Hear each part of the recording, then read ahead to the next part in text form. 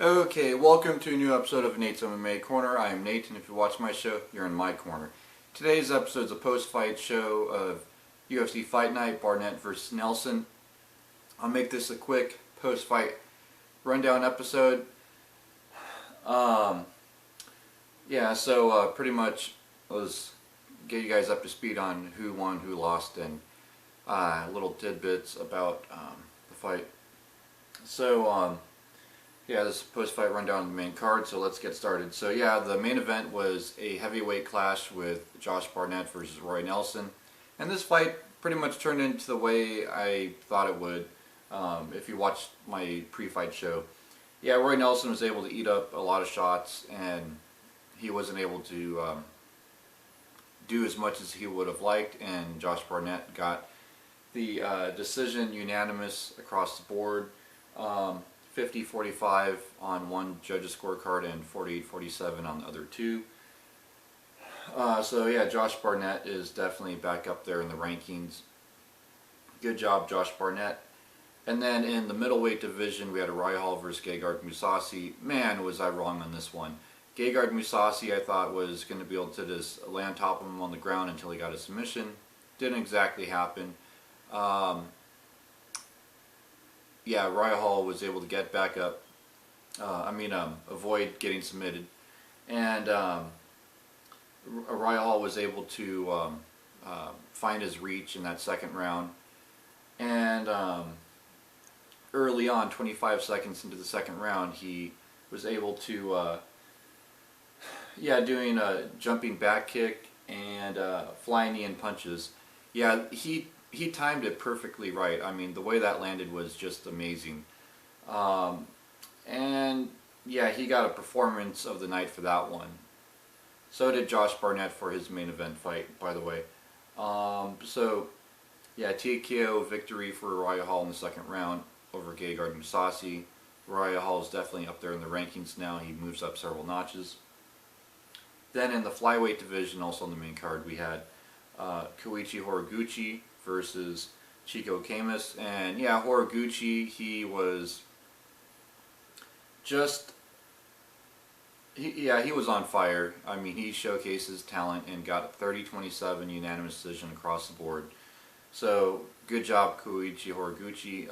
I knew this guy, after he was able to go the distance with Demetrius Johnson in the title fight at UFC 186, I knew that, except for he got submitted in the very last second of that fight. But, other than that, he was holding his own for a little bit. Yeah, he got dominated and he got submitted with the last second left in the fight. But, I knew, against anyone else in the flyweight division, he would give him trouble. And Chico Camus was no exception. Not to take anything away from Chico Camus. Again, he trains with the likes of Anthony Pettis and, just the whole Duke Rufus camp, so he's no slouch. And Koichi Horiguchi, he's a longtime veteran. He can mix things up. Then in the bantamweight division, we had Takeo Mizugaki versus George Roop, and I gotta admit, I was a little surprised by this one. I was surprised it went to a decision. Mizugaki, he won 29-28. He was able to get George Roop up against the cage and put the pressure on him. Mizugaki, he just, I was expecting more. I thought, if anything, this would be a 30-27 unanimous decision, but I could clearly see how George Roop could have won a round here. But I think the judges did get it right.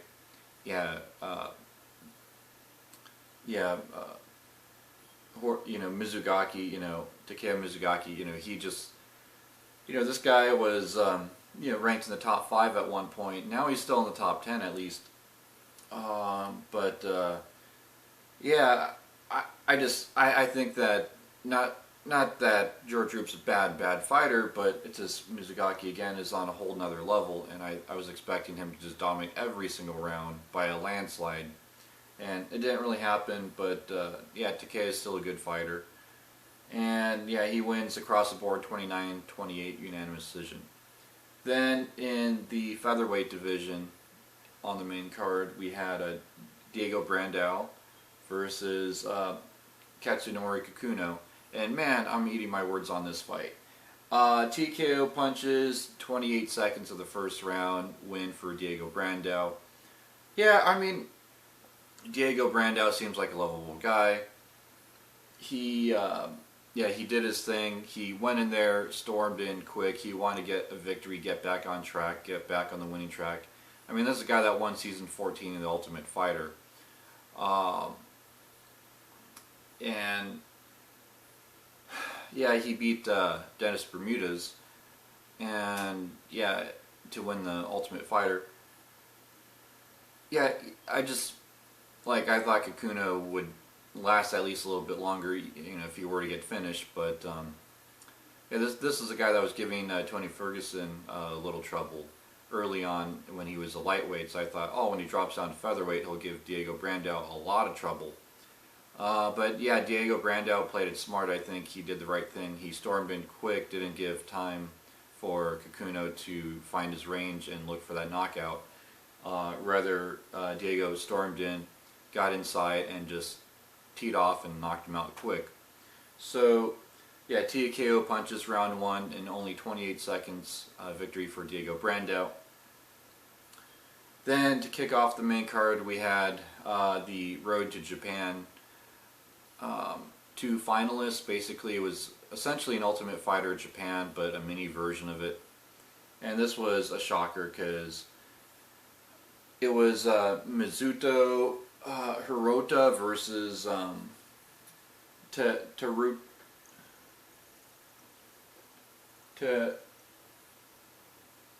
Teruto Hishara, yeah, somebody Hishara. Yeah, I enjoyed every episode of this. I enjoyed every episode of Road to Japan.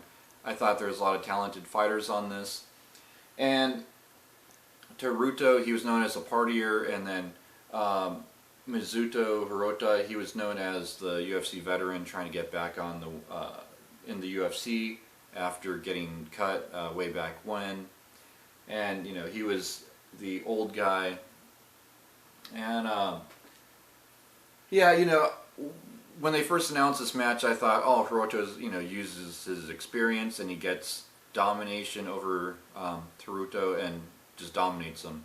But then the way the fight panned out, I had Teruto winning the fight, and then to my shock, it was labeled a draw. It was labeled.